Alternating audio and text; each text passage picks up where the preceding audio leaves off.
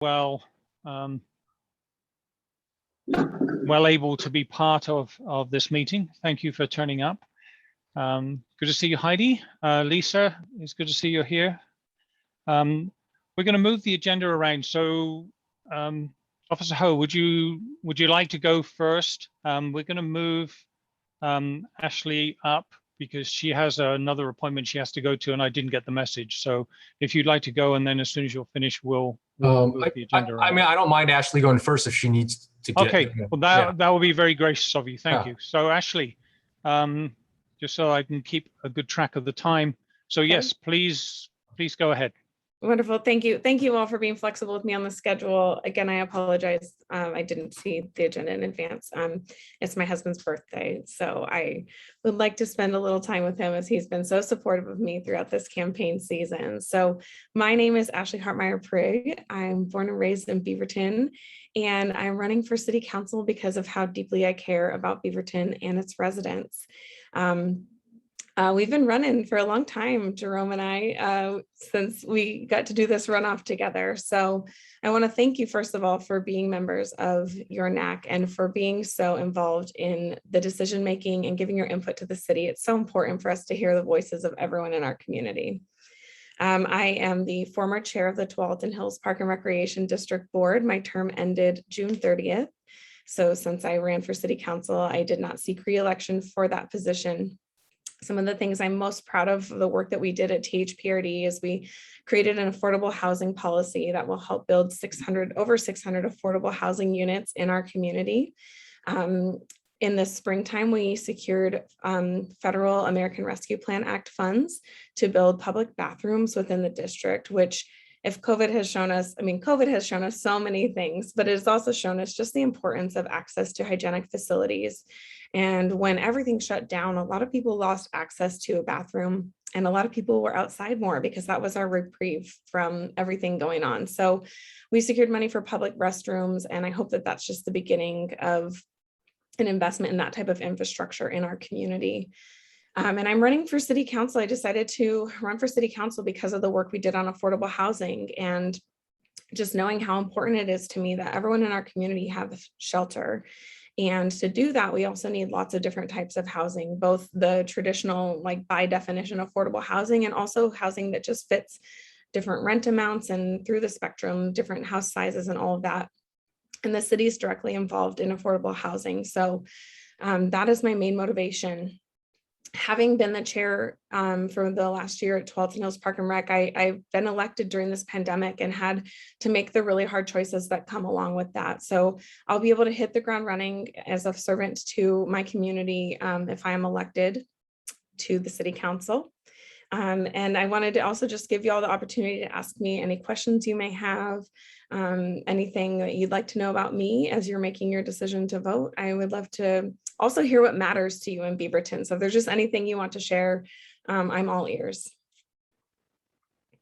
Okay, thank you. Let's open up to the floor. Anyone have any questions that they would like to ask Ashley? If you raise your hand visibly, if you can't raise your hand on the board, and then I'll invite you in. Frosty, please. Yes, Ashley, I had a chance to listen to you on the voters forum. Since I'm also on the BCCI, I'm the alternate for this NAC.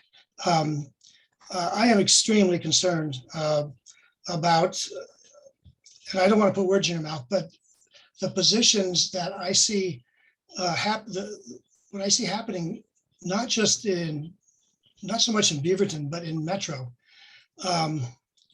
I had the chance to drive down 33rd Avenue, and I'm not sure if you're a golfer, but the Cambia tournament, which is a LPGA tournament, got moved to Oregon Golf Club. Do you know why it got moved? Have you ever been down 33rd Avenue? Are you talking in Portland? Yes. Okay, I'm sure I've been down 33rd. If I were to litter in Beaverton, like the litter, I mean, not even close to the litter that's in 33rd Avenue, it is obscene. And I've lived in Oregon since 1944, and I can remember when Tom McCall was governor, you had Keep Oregon Green, and you couldn't find a cigarette butt on the ground anywhere. There was a concerted effort to clean up crap along the freeways. We just can't go anywhere in the Portland metro area now and not see trash all over the place. And I don't know if you have kids or not, but if you don't have kids yet, you'll soon learn you get what you tolerate. And your answer, both yours and Jerome's answer about us being able to take care of Afghanistan veterans. And by the way, I'm a retired Army colonel.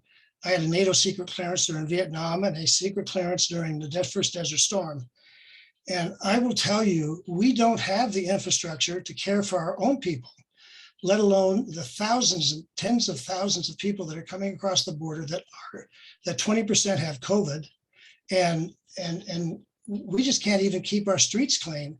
And we're also talking about defunding the police and moving the police resource officers out of schools. That's the perfect place for them to start teaching and community policing with the students. And I'm sorry, I just don't see the direction that Metro and some of your positions are taking. And I want to give you a chance to respond to that. That's going to make this safer. And by the way, next door, we're seeing more and more reports on catalytic converters being stolen, cars being stolen. And if you drive down the Interstate Avenue out by Delta Park, I had a police officer friend of mine in Portland saying there's literally chop shops now that are stealing cars, stealing the catalytic converters, turning that into money for their drug habits. And Frosty, do you have a question specific to Beaverton? I already answered. Please stop interrupting. I just asked her, would you please address those issues? Because I don't see anything that the city council is doing to working with Metro or working with the Tri-County area that's going to correct that. Okay, I'm not sure I heard a question either, but I'll try to address the things that you brought up. Yeah, you did. What are we going to do? Well, I think that I have, as a Beaverton city councilor, I will have no jurisdiction of what happens on 33rd Avenue or out at Delta Park. So I think we do need to focus on Beaverton. Frosty, you asked Debbie not to interrupt you, and I'm asking you not to interrupt me. So I think that there is a partnership that we do need to work on with Metro to make sure that we keep trash cleaned up. I was just out on TV Highway on Sunday doing a cleanup with some of our Metro counselors. And so I do think that there is things that we can do as individuals and that we can organize to help keep our community clean and safe.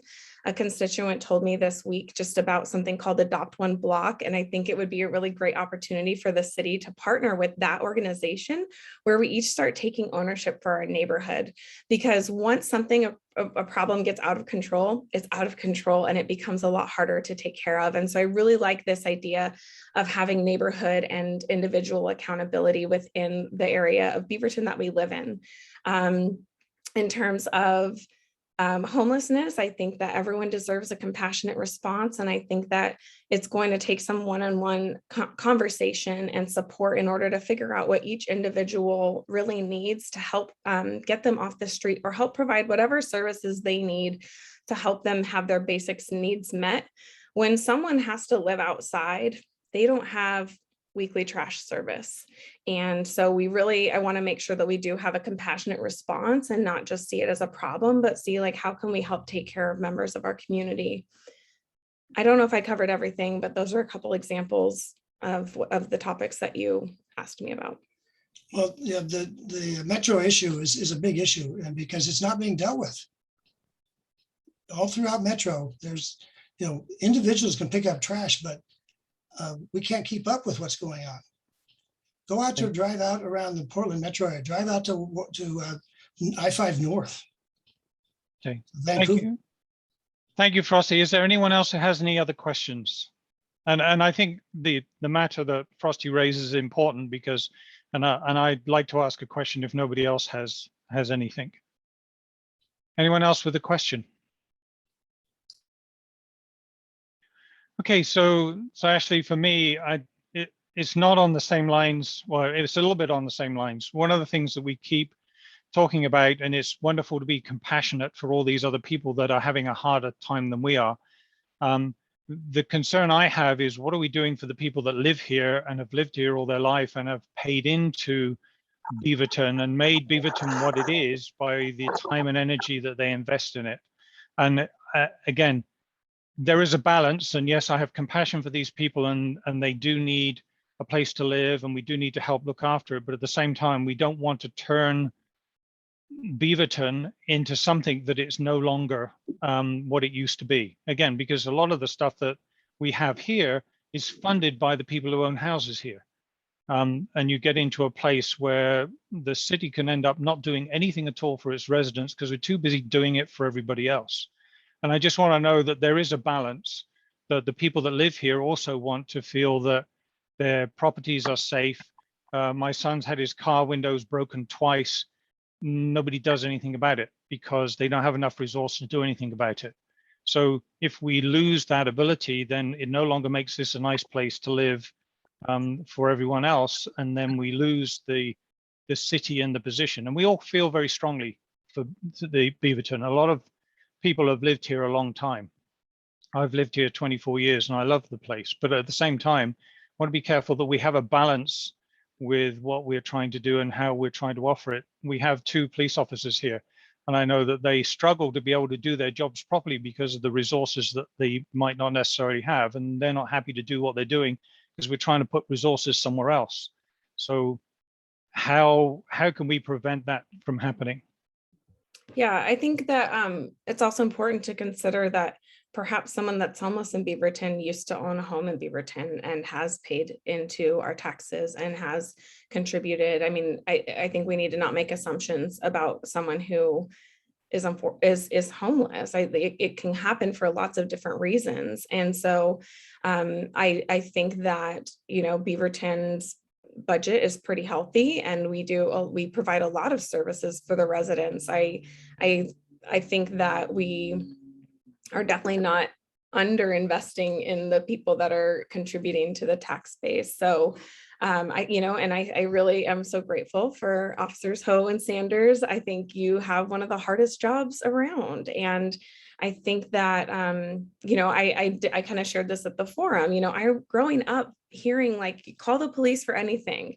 Well, that meant that the scope of the job grew. And so I think that it's important that, we don't expect our police to have to respond to someone in a mental health crisis that is houseless, right? Like, let's find the other groups, the other people who can help do those things too. So our police can focus on their intended job, right? And that you get to focus on that public safety.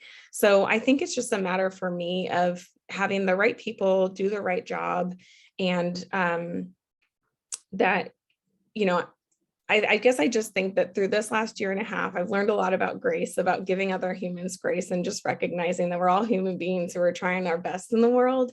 And someone who is, houseless for a point in time in their life also deserves that kind of grace. So I don't think, Mike, that we're at risk of Beaverton residents who are paying into the tax base of not getting services. But I also think that there's more that we can do to serve every resident of Beaverton.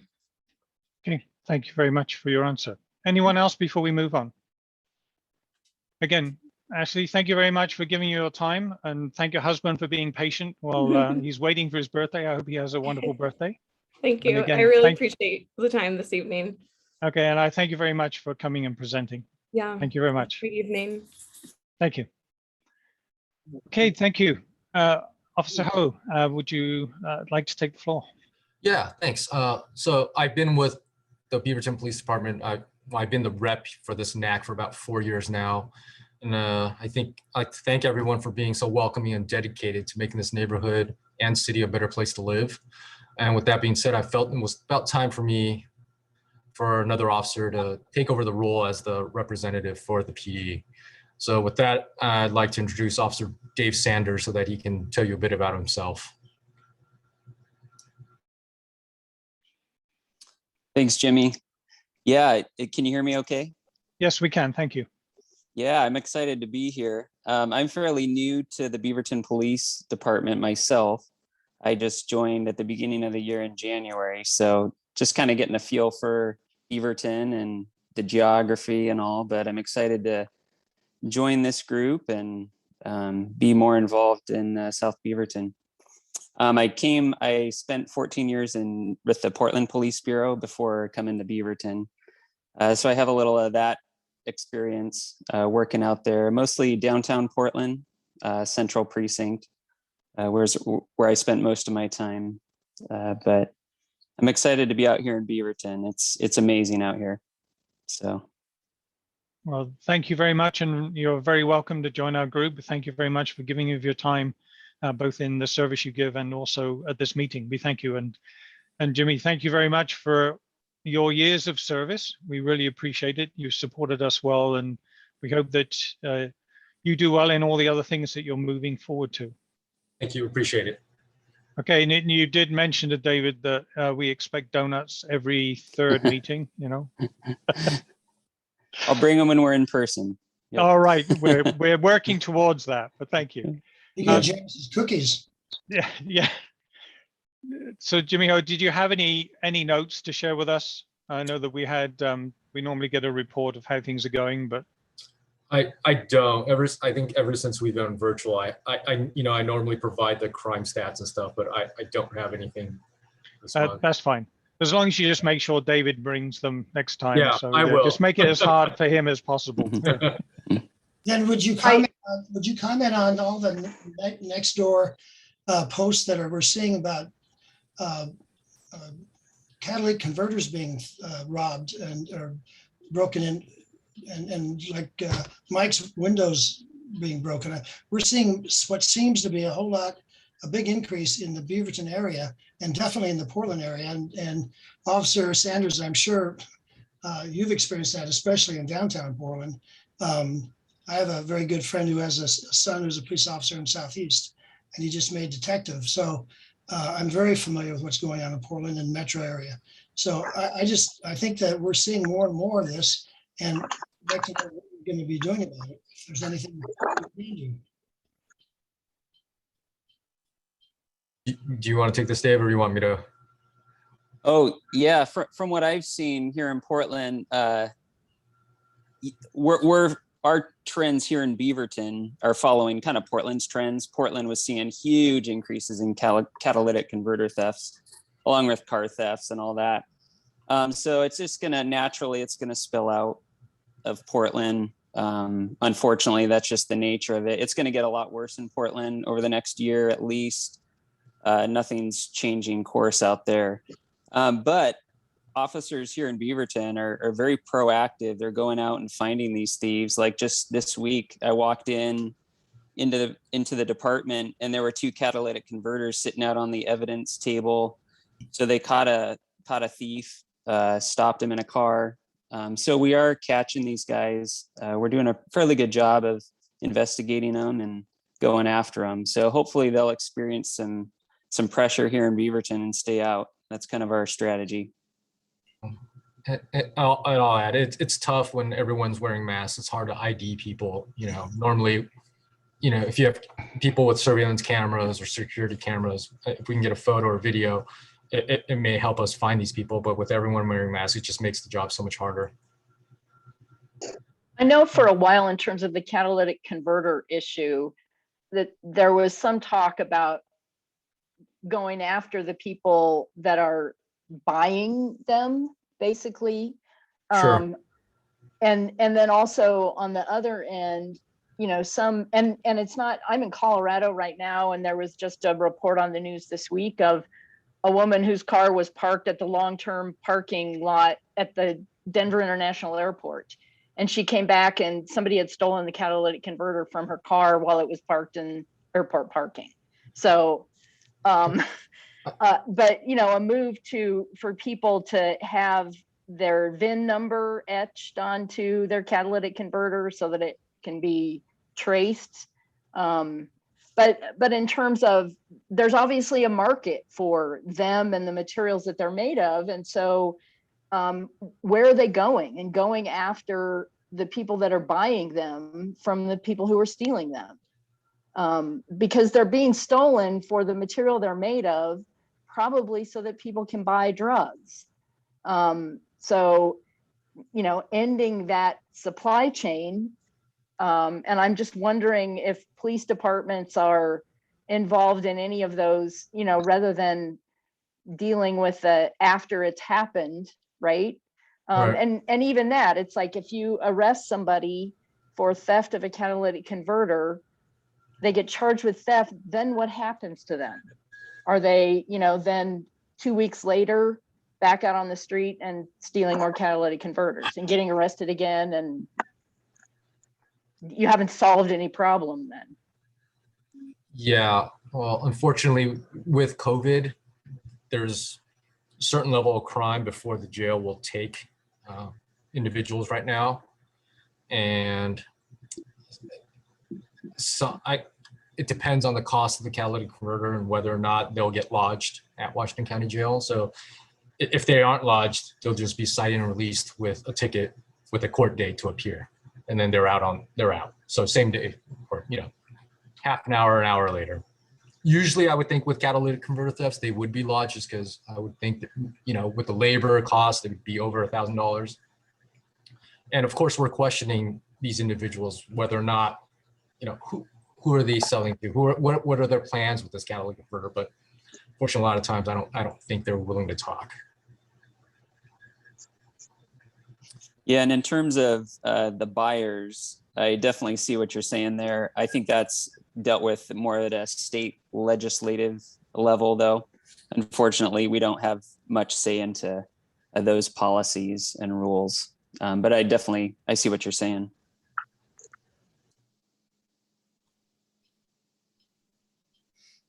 Okay, thank you very much, both officers, for your comments. I really appreciate that. Is there any other questions for them? And my only comment on this catalytic converter issue is, if you don't want your catalytic converter stolen, buy an Audi, because we had our catalytic converter go bad and it cost us over $1,000 just to get the old one out, not put one in. So, it took them over 10 hours to get it out.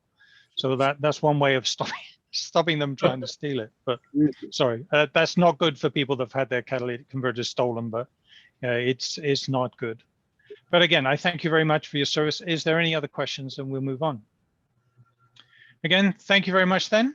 Thank you, David, for joining us. Hopefully you will have fun. And we do provide cakes when we do meet. My wife bakes them. So hopefully it'll be an encouragement for you to turn up.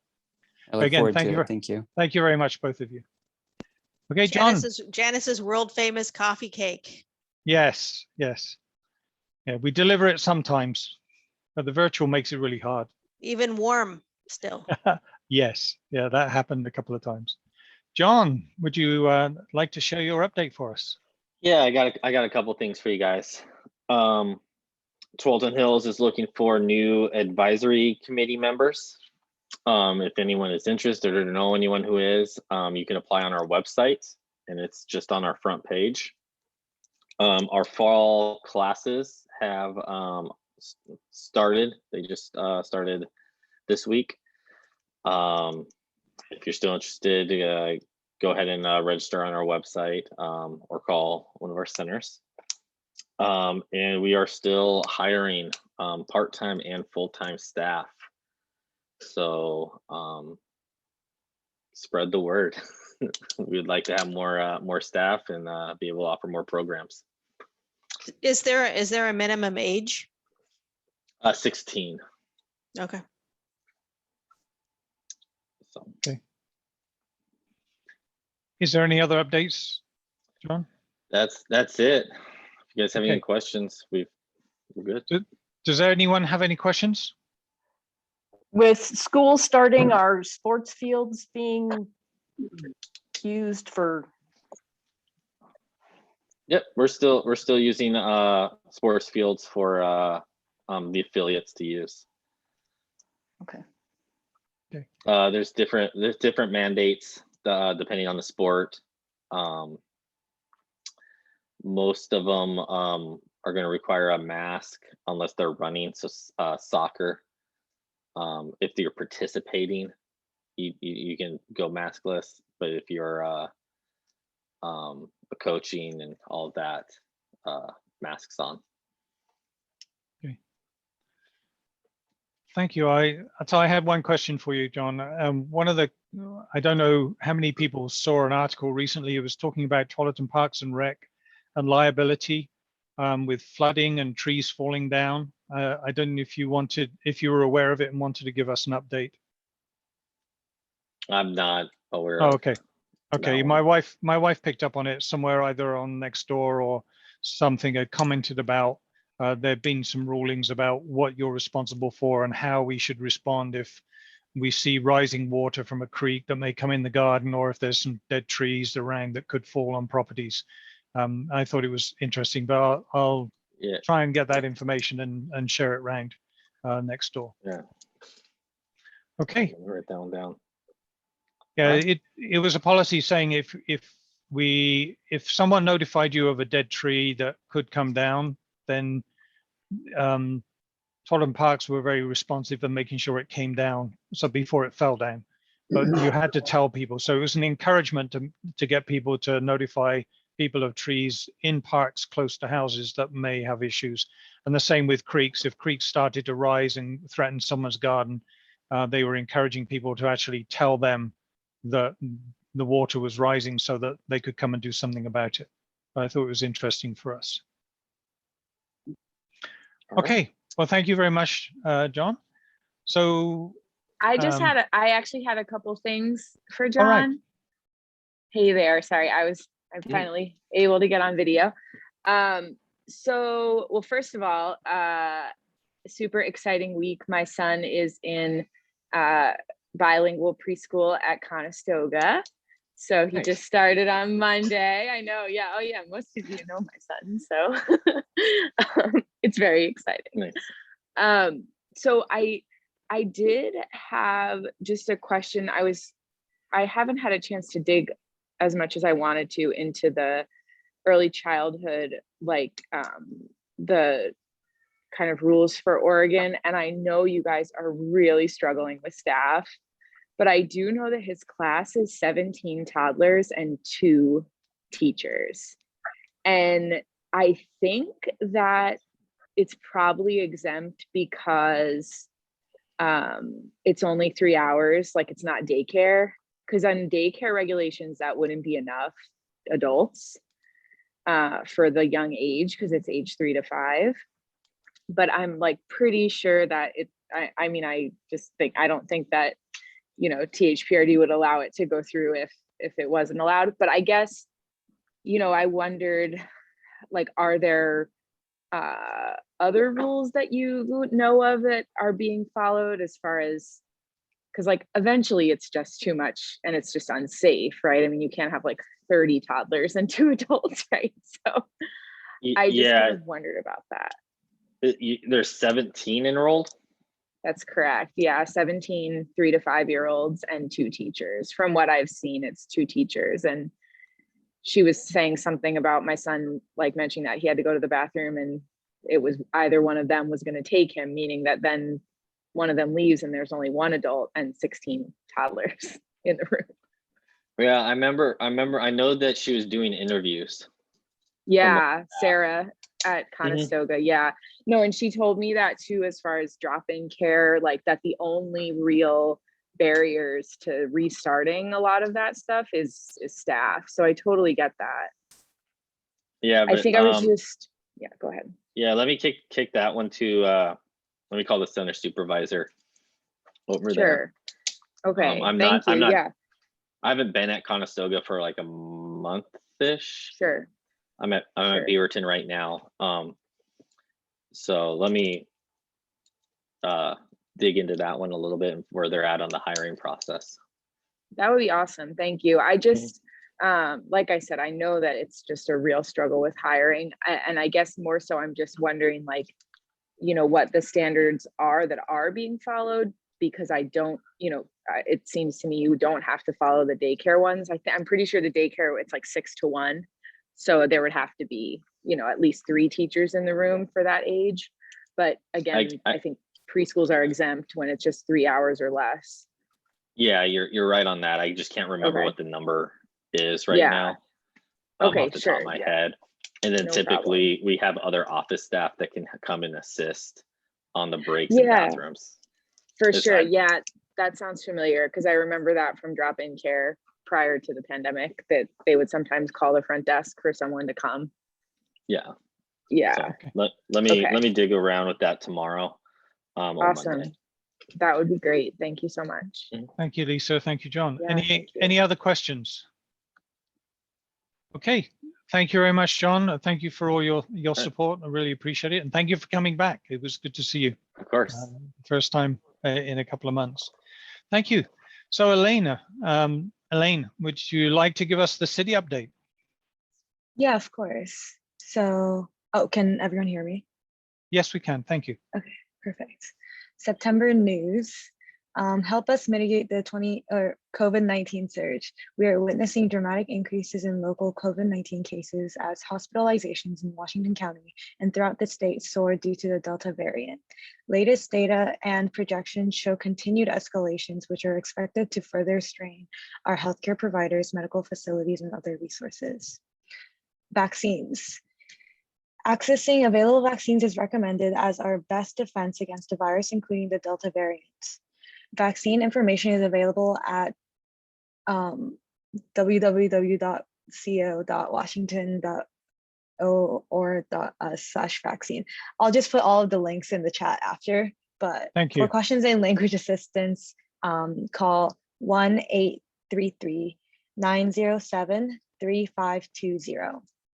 For testing, anyone experiencing symptoms or who have been exposed to the virus can get tested. Testing sites and location information is also available on Washington County's website. Masks. Statewide mask requirements are in effect for everyone in Oregon 5 and older. Masks are required in most outdoor public spaces where 6 feet of distance cannot be maintained and in all indoor public spaces. Distancing and safety. We all need to do our part to slow the spread of the virus, maintain 6 feet of distancing, practice good hygiene, and stay home when sick. Events and outdoor gatherings. Limit gatherings outdoors with people outside your household and avoid crowds, especially where people are unmasked. Learn more. Visit the Washington County website or for latest information and resources, including childcare, paying bills, and getting food. City resources are available at beavertonoregon.gov/coronavirus. And remember, face coverings are required when visiting all city buildings, including for visitors at both library locations. And for special elections and fall voters forum, the runoff election for Beaverton City Council position 1 is Tuesday, September 21st. You can hear from the candidates running during the fall voters forum. The Beaverton Committee for Community Involvement, or the BCCI, will host a live virtual event on Thursday, September 9th at 7 p.m., but that already happened. The event can be viewed at www.beavertonoregon.gov voters forum or on Tualatin Valley Community Television channels 30 and 28. Attendees are encouraged to ask the candidates questions in advance to be featured during the event. Okay, this all happened, so I'll skip ahead. Voters will need to mail their signed ballots no later than Wednesday, September 15th. And that's already passed too. But, yep. But we can drop them off too, right? There's ballot drop boxes. Yeah, so the ballot drop-off sites can be found at www.co.washington.or.us/elections. But I'll also put that in the chat after this. Great, thank you. Yeah. And when do they have to be dropped off by? 21st? I think 8 p.m. on the 21st, probably. 8 p.m. 21st. Okay, thank you. Which is next Tuesday. Yeah. And then lastly, take the community visioning survey. The city invites you to take a brief snapshot survey to help us start planning Beaverton's future. And there's a link to take the survey, which I will also put in the chat. And the community vision identifies community-inspired actions the city will work on during the next decade. The 2016 plan included 5 goals and 104 actions. The next community vision will occur in 2021 to 2022. The Visioning Advisory Committee is our city board that leads community outreach efforts and promotes the city's community-based visioning process. And I think that's it. Okay. And you can put the link of where the survey is on the chat. Yes. Okay, thank you. Do you have anything else, Elena? Nope, that was everything. Okay. Thank Any you. question? Thank you very much. Any questions for the city?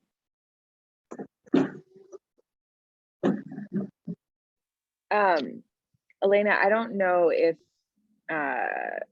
there's any information that you would have on this access to, but Miles he had put in a request with the like mapping group. I don't know exactly what they're called.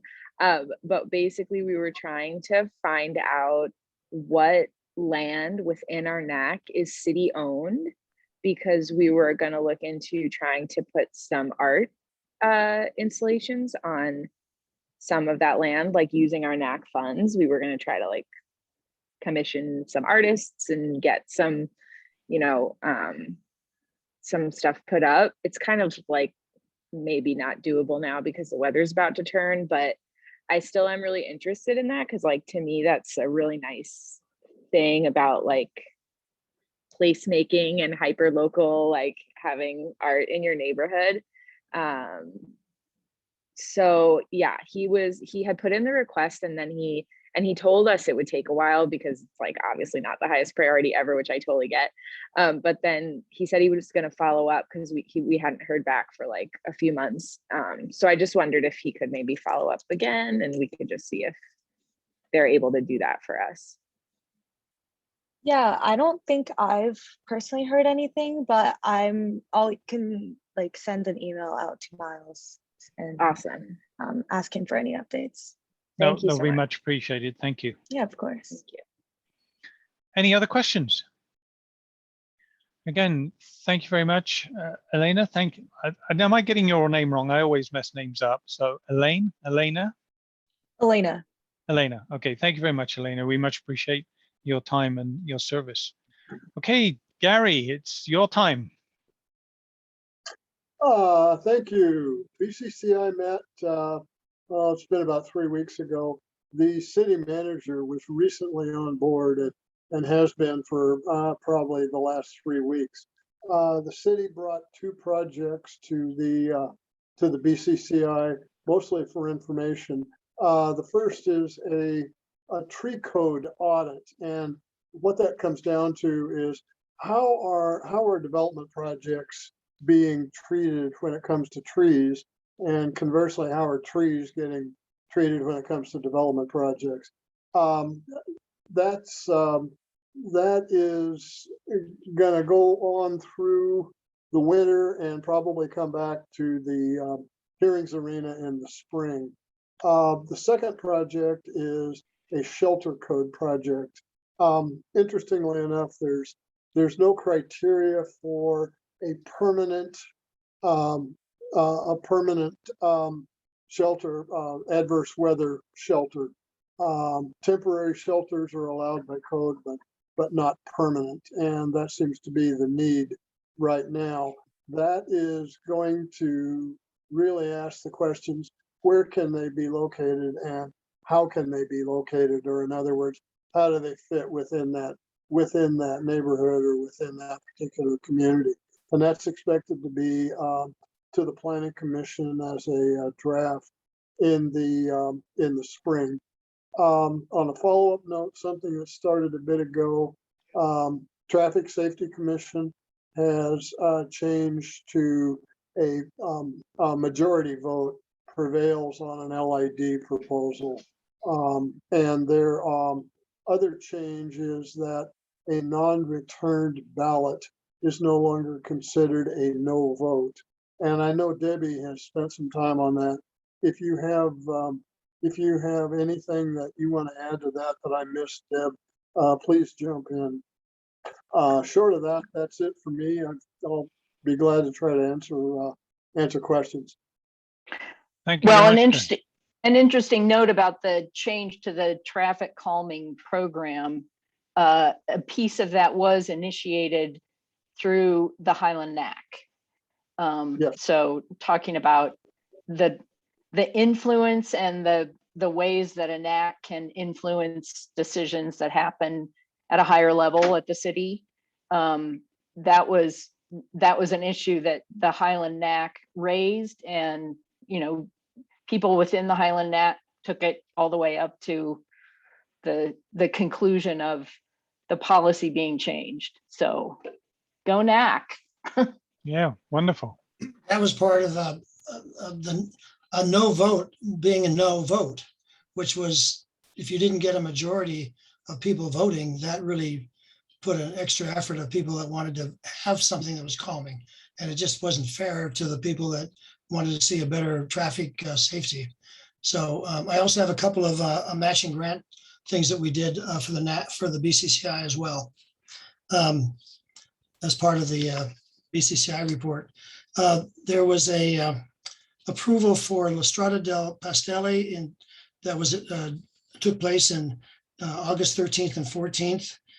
It was a pastel chalk art festival, and it came off pretty well. Since it was outdoors, it was pretty well attended. And then there's a Murmuring Pines tree planting. Another Highland NAC, very active NAC, has asked for some money, and they have a lot of volunteer time as well for some tree planting that will take place on November 14th from 1 to 4:30 p.m.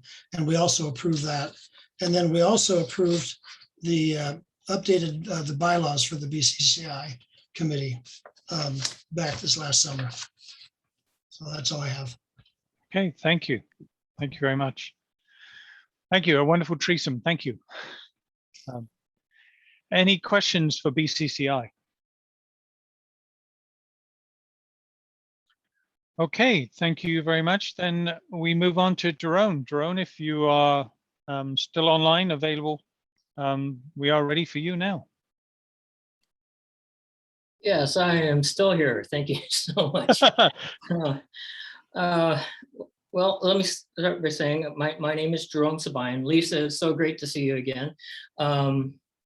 Let's see here. I am a candidate for Beaverton City Council, and I am a 28-year Army veteran. I retired as an Army Lieutenant Colonel about 5 years ago, and I have served. My first operational assignment was West Germany, so I was in Germany when the wall came down, and Desert Storm and all the fun that was, and pretty much all the fun places in the world is where I've been. I'm kidding, of course. I'm a licensed professional civil engineer. I got my bachelor's degree at Oregon State University, a master's degree in engineering at University of Idaho. I've been a public works director. I was the commander for the Army Corps of Engineers in Central America, running programs on hurricane reconstruction and earthquake response. And so I know a little bit about crisis management and running actual construction programs. I'm an educator. I have a history and doctorate degrees in history and political science. I was a tenured associate professor of national security at the Army War College. I taught for a year at Portland State University, and I currently teach graduate courses on critical thinking and national security at the Army War College online. And you know, that's I understand the importance of education, and it's hard, and we need to support our teachers. I guess let me finish off. I am a community volunteer. I live right here in the Vos neighborhood, about 3 blocks south of the main library. And I pretty much from day one of moving here, I've been a community volunteer. I've been a volunteer before, even when I was in the Army. I volunteered with Engineers Without Borders, Community Engineering Corps, the American Society of Civil Engineers, Infrastructure Resilience Committee, Education First National Scholarship Foundation, and both of those benefit traditionally underserved communities. But when I moved here, I was immediately invited to serve on the Beaverton School District's Bond Accountability Committee. I have served on the Human Rights Advisory Commission, the Social Services Funding Committee, Lisa, and and I have volunteered in the city's severe weather shelter. So I think I have a close feeling and understanding of the plight of the homeless. I can tell you when I'm out on Canyon Road waving my sign for 3 or 4 hours a day that most of the people I get to talk to are the homeless folks, and they are lovely people. And I can tell you that in my experience with the severe weather shelter, out of the 30 beds we would lay out every night, probably about 26, 25 of them were people from the local community who have just run into a brick wall. And the number of people in our community and across the United States who have are living literally month to month is pretty high. And so a lot of those folks are former neighbors. And Ashley was right. You know, they are people from our community. So I have volunteered. I volunteer with the community emergency response team, et cetera. So I have a personal investment in my community. I am running on the crazy notion that government exists to serve all of the people. And I have a pretty strict understanding of what the common good is, and that is doing the greatest good for the greatest number of people. And so when I say I think government should serve all of the people, that's what I'm talking about. The big 3 issues that I see before me as a counselor, number 1 is good governance. I believe that the city's new charter is poorly written and ambiguous. And I think that the city needs to impanel a charter commission made of people who actually live here. The charter that we have now was put together by consultants. And so I think that it needs to be fixed. It needs to be clarified. As a civil engineer, I have a keen interest in infrastructure. And I think we need to make sure that we have a resilient infrastructure that is ready as much as possible for the big one. I think our emergency management department needs to be better funded and resourced. And I said it at the voters forum, and I'll say it here. You know, imagine when the big one hits, and you got 100,000 people in the city of Beaverton looking for some place to poop every day, right? There's no plan. There's no plan. We should have a plan. It's one of the simple things. And if you want to talk about a homeless problem, wait for the big one. You're going to have a homeless problem like you can't imagine. And then finally, public safety. I like public safety. I think the city has a number of core competencies. Public safety is one of them. Public works is another one. And I have said that I will not vote to defund the police.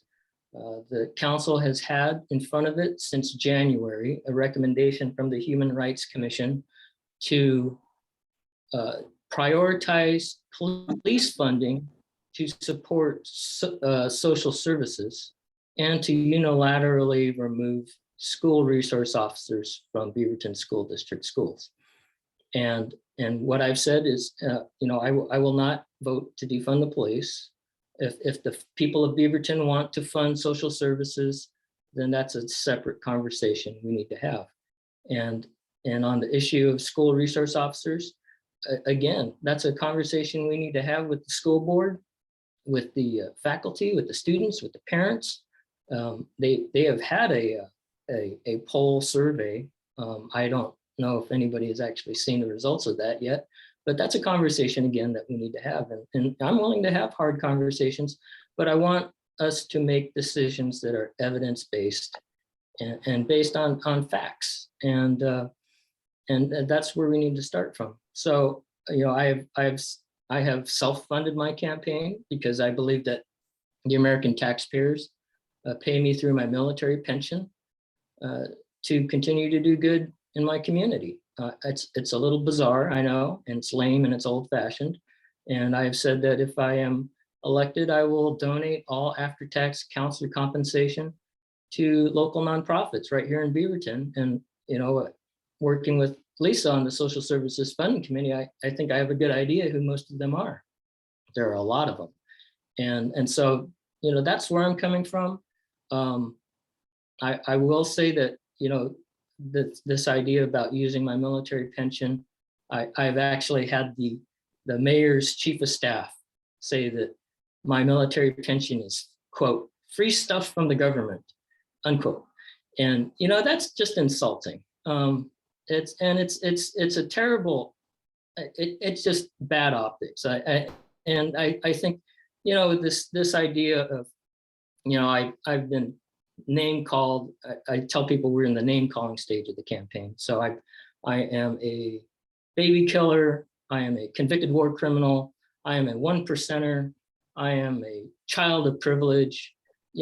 And my favorite is I am a racist bigot. So, try to ignore the noise and the distraction, and let's try and focus on Beaverton. If I'm elected, I will work for the people of Beaverton. I will attend as many of these NAC meetings as I physically can, because I don't think counselors, there's been any council representation to the NACs. And I think that's where the government connects more closely with the people of Beaverton. So I'm going to stop right there. I don't even know how much time I just took, but I hope you have some questions for me. Thank you. You did that in 8 minutes. You did very well. Thank you. That was very informative and broad. So thank you. Thanks. Any questions, please, for Jerome? Yes, Yes, Debbie. Frosty. Oh, sorry, Debbie.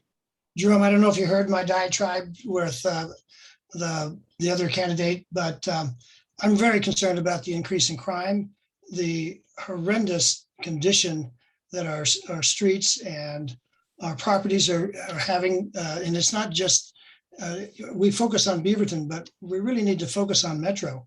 And yes, you would be the council, you or the councils would be focused on Beaverton, but it's also part of Metro, and we pay taxes to Metro.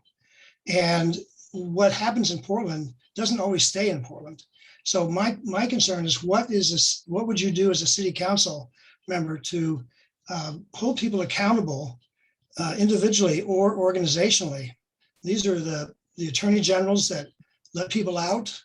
How are we going to get a handle on keeping everybody safe? Because that's the primary responsibility of government.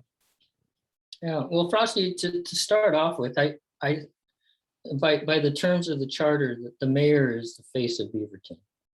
So the mayor is responsible for interacting with the county and Metro and the state legislature.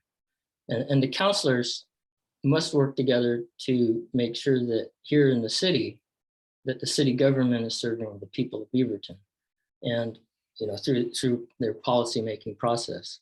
I think in terms of keeping Portland over there and keeping Beaverton over here, it's hard to do. And I know that from talking with people in West Slope, they call it Portland creep, and it is worrying to a lot of them. And I'd say in the last 2 weeks, I've had half a dozen people tell me, if things don't turn around where they are in West Slope and other places, that they are literally going to move.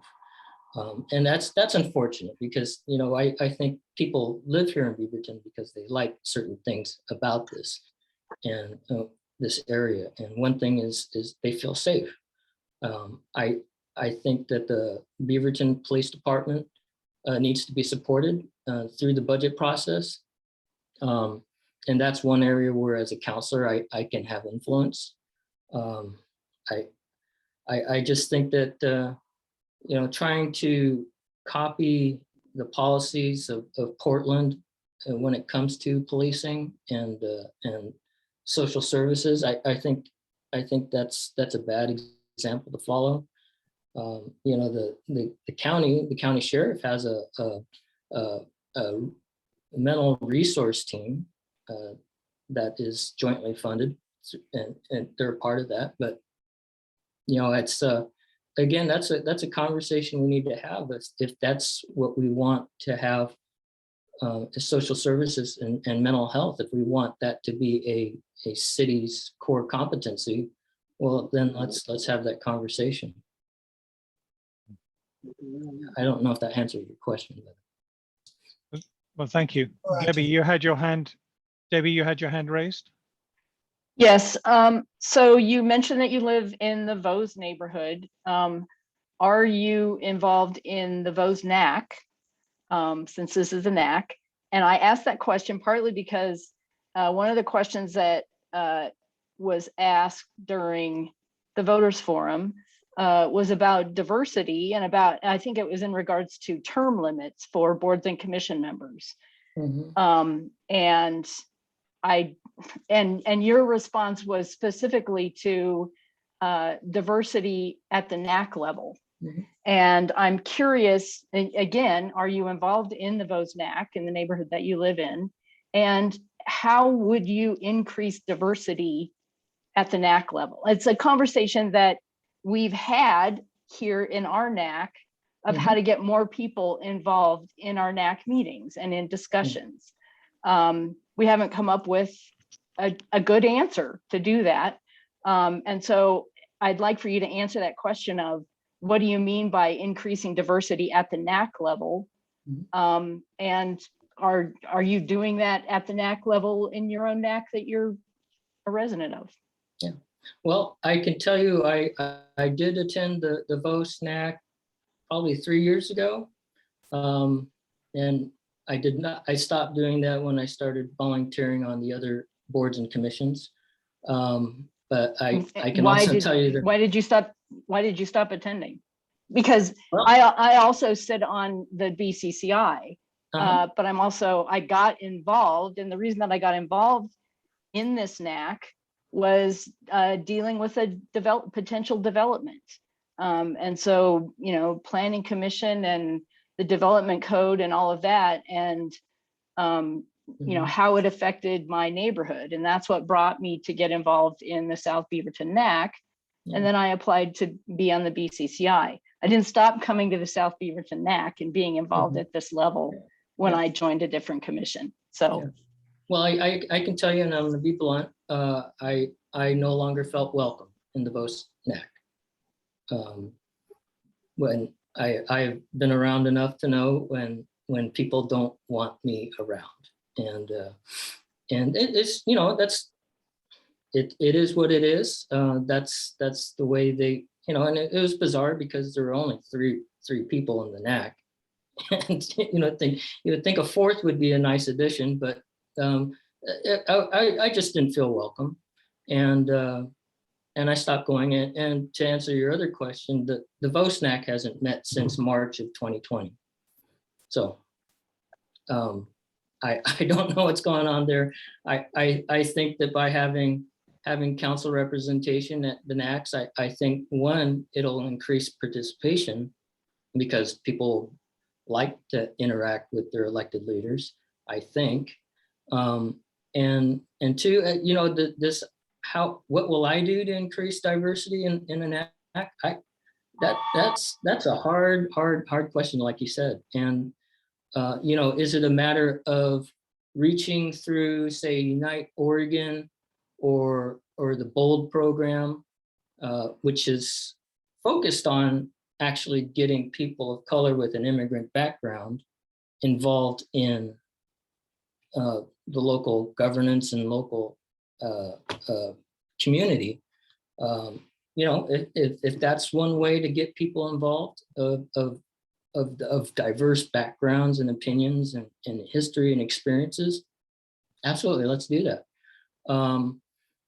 I think most NACs have a seat at the table for youth, for members of the mayor's youth advisory board. Is that correct?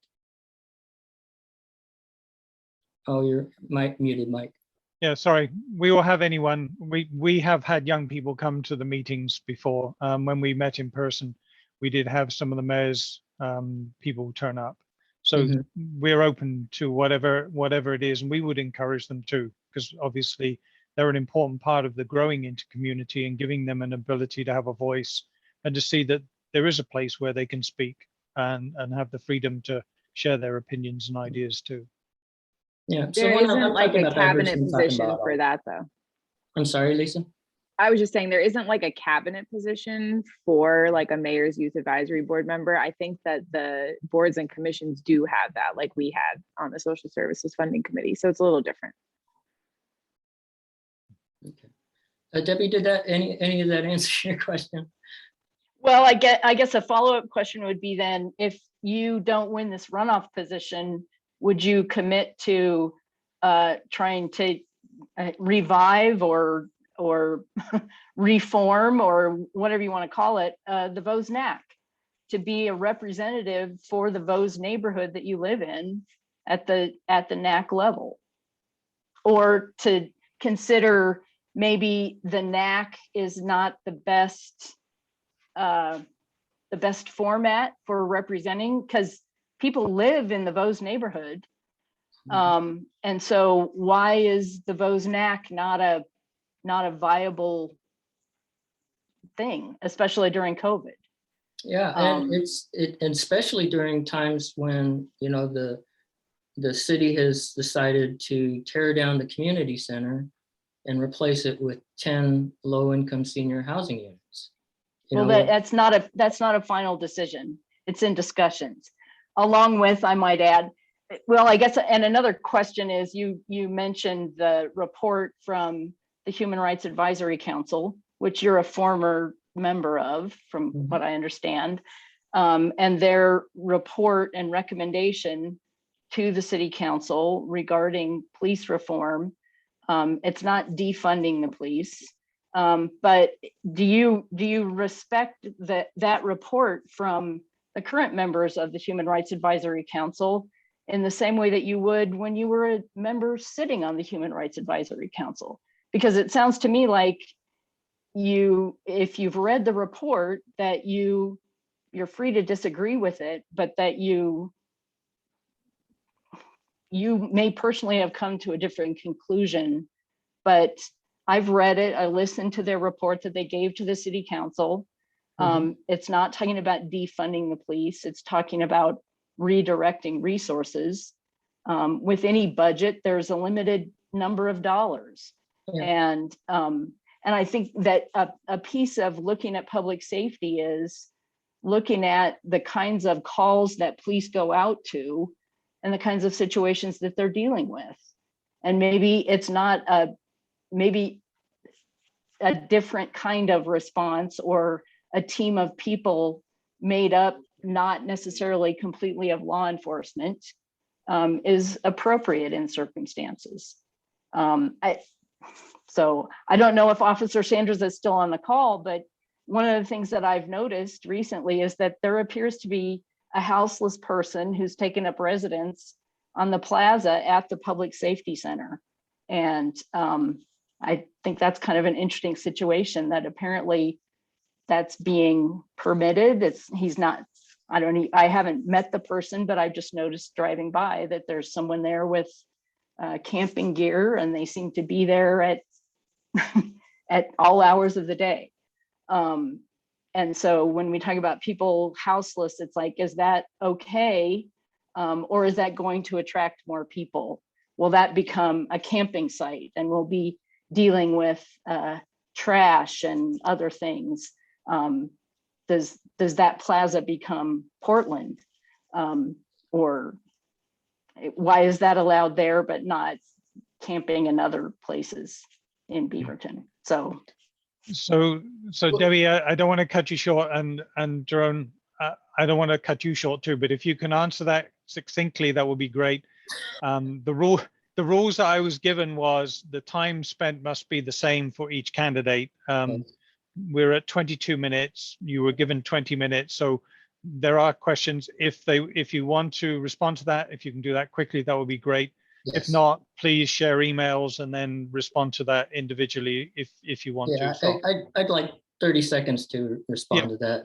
And Debbie can reach out to me on an email if she would like.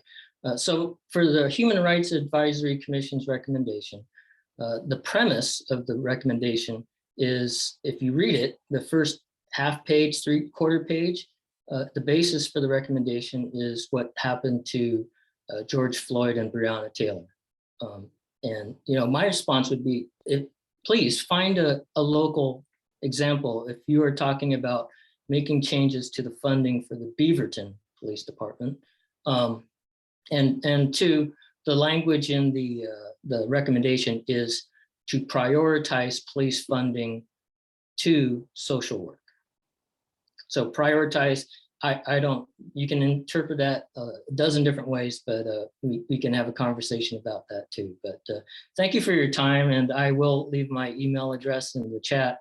And thank you for serving on your NAC. Oh, and again, thank you very much for being open. And Michael, yeah. This is not, shouldn't take away from Jerome's time. It's an observation, and I think we've all seen it.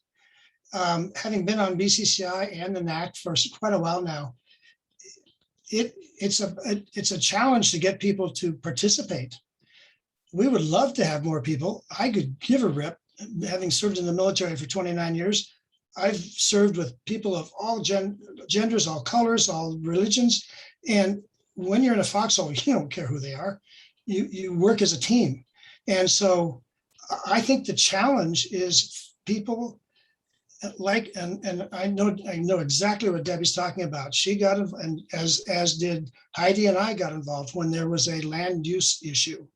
And we realized that if we don't keep a watch on the city, that's when you all of a sudden have to react instead of being proactive and get educated and then also voice our opinion. But the challenge we have isn't just a diversity issue, it's a participation issue because people are so busy. COVID has had an impact, but we had that same problem before. We've had people of color on this NAC. In fact, I think there was a board member that was a mixed race couple, and they did a great job. And that's when I think Heidi and I first joined. But Jerome and anyone else that may end up being on the BCCI or the city council, it's a participation challenge to get people to find the time to spend volunteering, because Lisa, I'm amazed that you're still volunteering, because I know what it's like to raise little kids.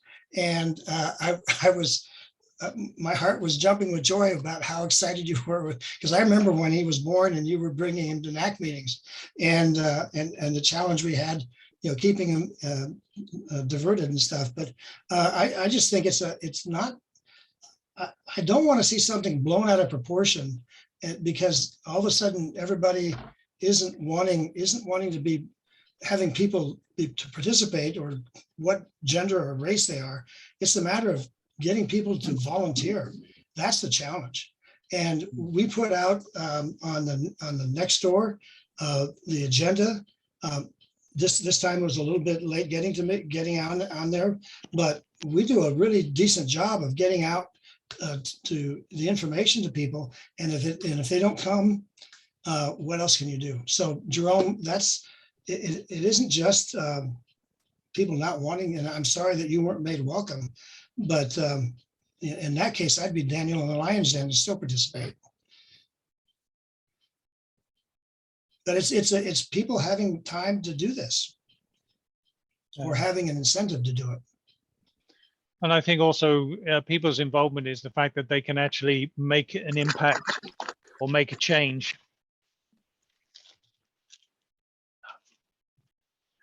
Sorry, interruption here.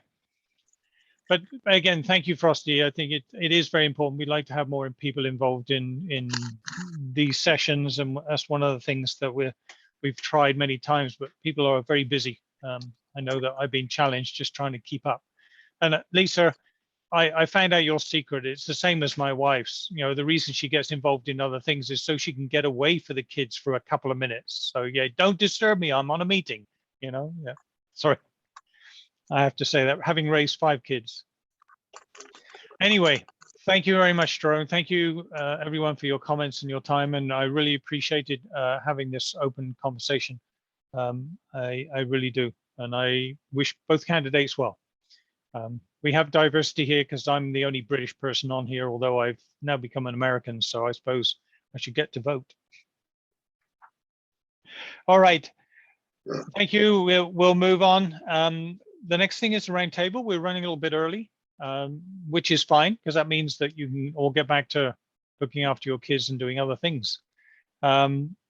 Just wanted to give you the heads up for the open forum from next week, for next month. We do have a candidate, which I think is a DA, who has requested to come. So I will send that out. And Frosty, I promise that I will get this agenda out. This agenda that we had this week was actually published. I actually sent it out originally 2 months ago before I left on vacation.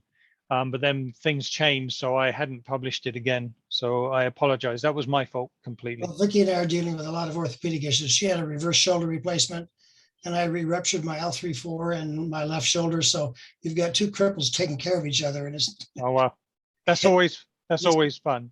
it's almost like Dumb and Dumber. But we're not on top of our game right now. Okay, well, thank you for participating and for being here, even with that. So October, everyone knows October is voting time. We need to nominate people to take the positions for the NAC. And as you know from last time, we did extend the terms for people that want to stay on, if they want to stay on. But please be thinking about that. We'll be looking for all of the positions will come open. So if you want to think about a position that you would like, if you would like to contact me, let me know. We can then start moving that, but we will be discussing that in the October session. That's going to be one of the primary things. We discuss it, nominate in October, we vote in December, and then we change over. Vote in November, and then we start changing over in January. So that's just to give you a heads up of where we're going from that. Are there any other roundtable open forums? I have still on my to-do list to talk about the shredding. I do think I want to continue and process that because we haven't done anything this year. So I will try and process this between now and October and try and send something out to everybody so we can move forward on that in October as well. Okay, so I have one thing, but I did want to ask, was it Brian Decker who contacted you about the DA election? I'm guessing he just announced his candidacy like a few days ago. It's so very possible. But let me just let you know. I may not be able to find it straight away. And this No, is that's DA for fine. which, for like the Washington city? County Oh, for District county Attorney. DA. Oh, okay. Yeah, Washington County District Attorney. My question, Mike, I just wanted to confirm that were you going to take the action to reach out to Kevin Barton then? Because we have to invite both. Yes, we have to invite both. So he sent a request. I drive them through Miles. Miles so Miles does it. Okay. Miles will then invite both because we have to give them equal time. We can't just have one and not the other. So yes, thank you for raising that. I only saw it tonight. So yeah, I think he literally announced his candidacy on like Tuesday. So it's very new. Yeah. Okay, cool. Stephen. Stephen. Stephen maybe Mayer. I didn't know. Stephen Mayer. For Washington County DA? Dee Barton is serving as a panelist. So Dee Barton is the one. So Stephen Mayer must be one of his reps. So yes, it is DA Barton, which is looking to come. Well, in that case, then Miles will reach out to the other person, Brian Decker. Yes. So we will. Got yes. it. No. Okay. Awesome. And it did. It came in yesterday. It came in Tuesday, 2 days ago. Okay. Is that Brian Decker or Ryan Decker? Brian B, or the B like Bumblebee. Yeah. Okay. My daughters went with Ryan Decker. Who was this? Okay.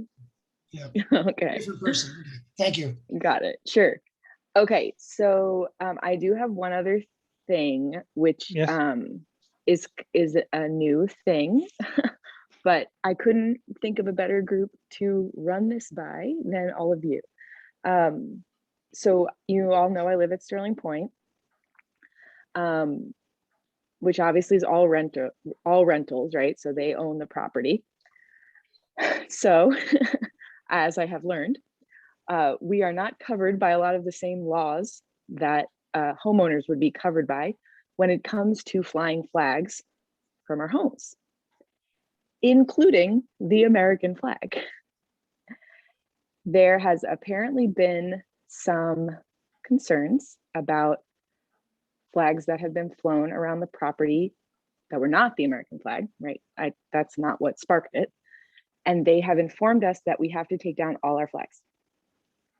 So all the flags have come down around the property, as far as I can tell, except for the American flag. And I have spoken with the office and been told that everyone who is flying an American flag has or will receive a letter telling them that they need to take down their American flag.